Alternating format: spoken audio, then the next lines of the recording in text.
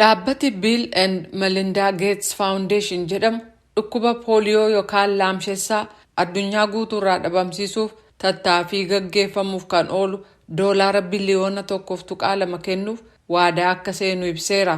Maallaqni kunis dhaabbati dhukkuba pooliyoo addunyaarraa dhabamsiisuuf hundeeffame yookaan Global Polio Eradication Initiatives tarsiimoo hanga bara 2026 jechuun waggaa 4 booda hojiirra oolchuuf ka gargaaru ta'uun ibsameera. Jaarmiyaan kun dilbata darbe ibsa baaseen biyyoota lamaan isaanuma Afgaanistaanii fi Paakistaan keessaa vaayirasii dhukkuba pooliyoo dhabamsiisuuf yaalaa jiraachuusaa beeksiseera. Maallaqni kunis weerara gosoota vaayirasicha haaraa argamanii dhaabuuf ittisuuf kan oolu ta'a. Kunis dilbata darbe yaa'ii jaarmiyaan fayyaa addunyaa yookaan WHO'n Berliin keessatti gaggeeffame irratti ibsame. Dhaabbanni Bill and Melinda Gates Foundation jedhamu kun ibsa marsariitii ofii irratti baaseen jalqabbii pooliyoo dhabamsiisuuf gaggeeffameef gara $5 biliyoona 5 gumaachuusaa ibse.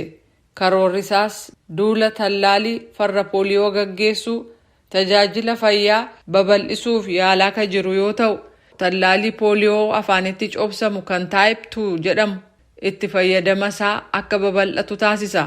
Kana malees gareen kun caasaan fayyaa biyyootii keessa jiru cimsuuf hojjetaa ka jiru yoo ta'u, kunis biyyoonni sodaa balaa gara fuula duraaf haala gaariin akka qophaa'an gargaaraa jedha ibsi ba'e sun.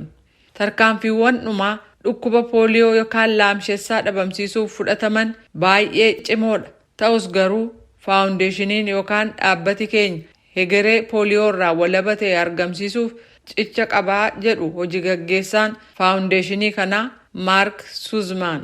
Pooliyoo dhabamsiisuuf karoorri jiru kun tumsa mootummoota biyyootaa, dhaabbata Gates Foundation, Rotary International, dhaabbata fayyaa addunyaa yookaan WHO fi giddugala to'annaa fi ittisa dhukkubootaa kan United States of keessaa kan qabu yoo ta'u, isaanuma kanaan hoogganama.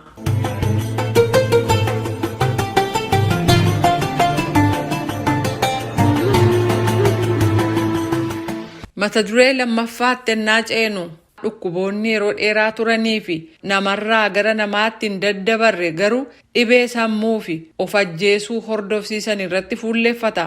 Rakkoon kun Afrikaa keessatti guddachaa ka jiru yoo ta'u, furuuf investimentii guddaan gaggeeffamuu qabaa jedhan jaarmiyaa fayyaa addunyaatti daayirektarri Afrikaa Dr. Matshidiso Moeti. Yeroo mara onkololeessa 10 yaadatamee kan oolu guyyaan fayyaa sammuu kan addunyaa ilaalchisuudhaan Dr. Moetiin kana dubbatan. Jaarmiyaan fayyaa addunyaa guyyaa kana sababeeffachuudhaan barana duulli labse biyyootii namoonni hedduun ofii isaanii of ajjeesan keessatti waa'ee dhibee kanaa hunduu akka hubatee tarkaanfii nama jajjabeessu akka hojiirra oolu ka jedhu ture. Qaama tokkummaa mootummootaa kan ta'e jaarmiyaan fayyaa addunyaa yookaan WHO'n ibsa baaseen akka jedhetti weerarri dhibee sammuu kun rakkoo addunyaa ta'ee jira.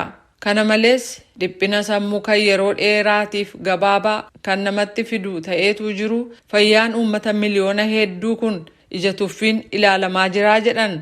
Dhiphinni sammuu gosa anxiety jedhamuu fi depression jedhaman weerara waggaa jalqabaa keessatti dhibba keessaa harka 25 caalaadhaan ol ka'uusaa jaarmiyaan fayyaa addunyaa tilmaamee jira.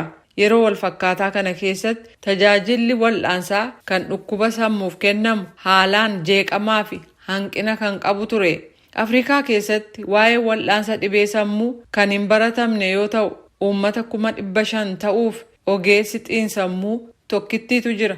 Kun immoo lakkoofsa ogeessota dhibee sammuu kan silaa jaarmiyaan fayyaa addunyaa ramadamuu qaba jedhee dhiyeesserraa harka 100 gadi bu'aadha.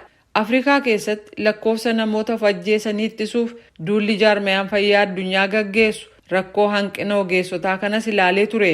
Afrikaa keessatti namoota 100,000 keessaa 11 of ajjeesa. Addunyaa hafe keessatti immoo giddugaleessaan nama 100,000 keessaa 9 lubbuu ofii dabarsa. Gama kaaniin addunyaa irratti biyyoota namoota ofiin lubbuu ofii balleessuun beekaman 10 keessaa Afrikaan sadarkaa 6ffaarra jirti. Jaarmiyaa fayyaa addunyaa keessatti daayirektara biyyoota Afrikaa ka ta'an Dr. Moetiin akka jedhanitti Afrikaa keessatti dhukkuba yeroo dheeraaf turanii fi namarraa namatti hin daddabarre kan akka dhibee sammuu kan gara lubbuu ofii dhabamsiisuutti nama oofu dabalaa akka dhufee fi ittisuuf hojiin investimentii guddaan hojjetamuu qabaa jedhu. Fayyaa sammuu jechuun guutummaa fayyaa namaaf murteessaadha. Qaamni namaa guutummaatti fayyaa ta'uun immoo uummata Afrikaa lakkoofsaan hedduu ta'anirraa fagoo jira. Hedduun isaanii dhibee fayyaa isaan mudateef gargaarsa argatanii hin beeknetu isaan barbaachisa. Kanaaf jijjiirama guddaa argamsiisuuf yeroonsaa ammaa jedhu Dr. Mo'eetiin. Kanumaaniin qophii fayyaa kanarraa xumura. Torbee mata duree biraa walitti deebina nagaatti. An Jaallannee Gammadaati.